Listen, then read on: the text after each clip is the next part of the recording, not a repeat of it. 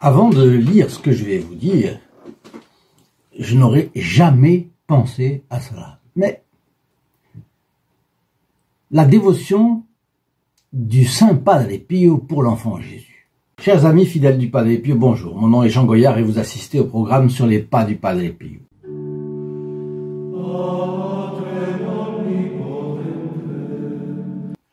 Aujourd'hui, je vous ai choisi un Fioletti, ou plus exactement deux Fioletti, tout à fait de circonstance.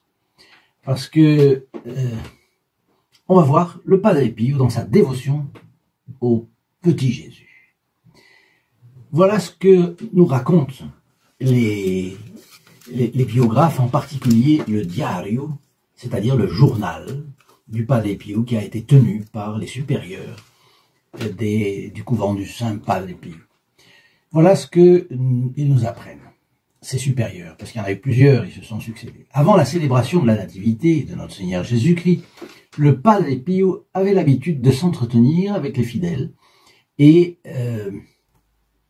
cela évidemment hors des deux périodes de persécution du Padre Pio, de chacune 4 ou 5 ans, dans lesquelles il a été extrêmement isolé, parce qu'on mettait un cercle de fer autour de lui. Mais on peut dire, divers témoins rapportent qu'ils observaient que son visage était déjà transfiguré par quelque chose qui n'arrivait pas, il n'arrivait pas à s'expliquer.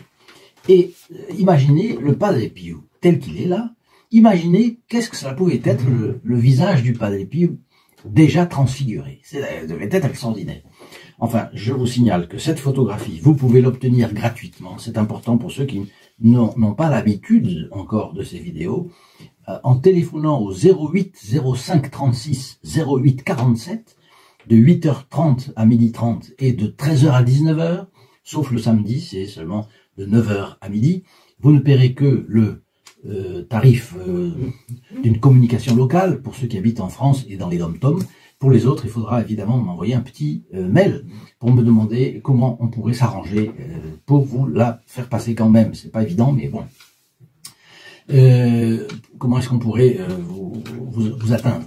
En tout cas, voilà cette photographie du Padre Pio. Elle vous est offerte gratuitement par le groupe des protégés du Padre Pio, qui est un groupe qui fait des sacrifices réguliers pour notre chaîne. Et pour les remercier, je vous inciterai, c'est la seule chose que vous aurez à payer, un Ave Maria pour chacun des membres de ce groupe. Voilà.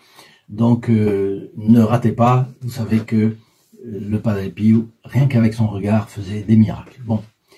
Parmi tant d'autres anecdotes sur des épisodes marquants de la vie du saint, rapportés dans le journal, dont je vous ai parlé il y a une minute, le supérieur du couvent de San Giovanni Rotondo, qui était à ce moment-là Ignazio da Ielsi, raconte celui de Lucia Iadanza. Et Lucia Iadanza, était fille spirituelle du Padre Pio. Et donc en cadeau de Noël, aujourd'hui, je vais vous raconter deux Fioletti, pas un seul. Deux Fioletti très jolis, bouleversants même d'innocence et de pureté d'âme. Mais avant, laissez-moi vous dire que si vous les trouvez charmants, vous savez que les Fioletti du Padre Pio sont ainsi, pittoresques ou charmants ou amusants. Tous élèvent l'âme, en tout cas, au-dessus de la grisaille contemporaine. Et si vous ne voulez perdre aucun de ces Fioletti, parfois cocasses, parfois drôles, parfois, mais toujours très sérieux tout de même, si vous ne voulez en perdre aucun, abonnez-vous. C'est gratuit, il suffit de cliquer en bas ici sur le bouton s'abonner, d'actionner la clochette et vous entrez en plus instantanément dans les intentions de la messe du vendredi midi qui suivra votre abonnement. C'est mon cadeau de bienvenue pour vous chaque fois. Donc vous voyez, vous avez la possibilité non seulement d'avoir la photographie du Padre Pio, mais aussi vous abonner et c'est gratuit. Ne ratez pas cette opportunité de recevoir ces grâces choisies par notre Seigneur Jésus-Christ pour vous à cette occasion. Les mérites du Christ acquis dans la messe, vous le savez, parce que c'est le renouvellement non sanglant du sacrifice sanglant du Christ sous la croix pour nous, eh bien, les mérites acquis au monde par une seule messe peuvent se déverser sur vous, ne les dédaignez pas. Alors nous sommes le 24 décembre 1922. Le Padre Pio est jeune encore. Vous savez qu'il a été ordonné en 1910, voilà. Et il a En 1922, 12 ans après, il a reçu vous savez qu'il a reçu les stigmates de la Passion, bien. Eh bien, les frères avaient apporté, à ce moment-là, c'était donc le 24 décembre 1922, et les frères avaient apporté dans la sacristie un grand brasero. Un grand brasero, pourquoi? Parce qu'il fait froid, c'est un endroit vanté, dans la montagne, et nombre de personnes étaient là pour se réchauffer. Il se réchauffait l'âme auprès du Padre Pio et le corps, parce qu'il ne faut pas le négliger non plus, et autour de ce brasero. Voilà ce qu'ils disent. Nous récitions le rosaire en attendant la messe. Le Padre Pio était au milieu de nous. C'est Lucia qui raconte. Soudain, dans un halo de lumière, je vis apparaître l'enfant Jésus dans les bras du Padre Pio. La face du Padre Pio était transfigurée. Ses yeux posés sur ce visage baigné de lumière de l'enfant Dieu qu'il tenait dans ses bras, les lèvres entr'ouvertes, dans un sourire d'extase. Extraordinaire. Devant tout le monde, le Padre Pio était extasié, c'est le mot, mais une fille spirituelle a vu ce que les autres ne voyaient pas.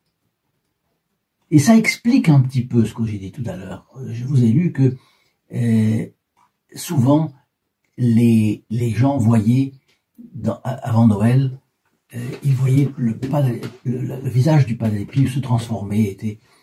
Alors ils pensaient que c'était de la dévotion. Mais vous voyez que au moins certaines fois, ça pouvait être ça. Ça pouvait être tout simplement, l'enfant Jésus était dans ses bras. Vous vous rendez compte, il portait l'enfant Jésus. Puis, la vision s'évanouit. À mon regard, imaginez la fille spirituelle, stupéfaite, non, renversée. Le Padre Pio comprit que j'avais tout vu. Il s'approcha de moi et me dit « N'en parle à personne ». Il ne voulait pas se faire mousser. C'était vraiment uniquement pour le bon Dieu. On pourrait croire à l'exaltation d'une dévouée fille spirituelle du Padre Pio. J'imagine qu'un esprit cartésien pourrait le penser tout à fait normalement. Bon, eh bien, nous avons un autre témoignage. Et là, cette fois-ci, au-dessus de tout soupçon de partialité, il a son poids, et en plus, il vient confirmer le témoignage précédent de Lucia. C'est qui? C'est le supérieur, un autre supérieur, qui a vécu 35 ans aux côtés du Padre Pio, le père Raphaël. Donc c'est un prêtre, il ne ment pas, ça c'est sûr, il n'est pas exalté, ça c'est sûr non plus. Bon, il a vécu à côté du Padre Pio, et il a même été à côté du Padre Pio, parce que leurs deux chambres étaient contiguës.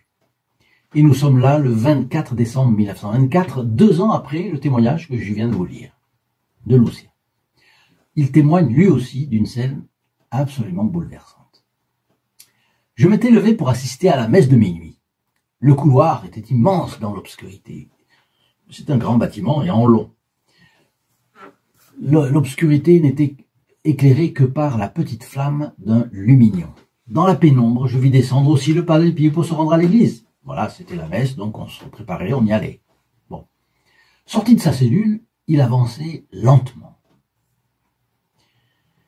En m'approchant, je me rendis compte qu'il était enveloppé d'un halo de lumière. Donc, là encore, une lumière céleste, une lumière qui n'est pas de cette terre. Je regardai mieux, et je vis qu'il portait dans ses bras l'enfant Jésus vivant. Éberlué, je me suis alors agenouillé. Là, il a fait vraiment la seule chose qu'il fallait. Devant le Saint-Sacrement, nous nous agenouillons. Il s'est agenouillé devant l'enfant Jésus, l'enfant Dieu qui est là, dans les bras du Padre Pio. Padre Pio passa devant moi sans se rendre compte de ma présence. Ah, vous imaginez cela? Je vous ai donné 2 fioletti, là, tout petits, tout rapides. Mais ils vont nous permettre de penser pendant toute cette semaine. Si vous les avez aimés, mettez votre like, vos commentaires, partagez, vous ferez du bien à tout le monde. Chaque fois que vous partagez, vous rentrez dans la messe du vendredi midi. Rappelez-vous. Et je vous souhaite un excellent Noël. Le meilleur Noël possible en compagnie du Padre Pio. Et avec deux petits faits comme cela, qui sont absolument extraordinaires. Je suis absolument certain, vous allez avoir votre vie spirituelle nourrie pendant toute la semaine. Au revoir, à bientôt. In nome del Padre, del Figliolo e dello Spirito Santo, e così sia. Sia lodato Gesù e Maria, oggi e sempre.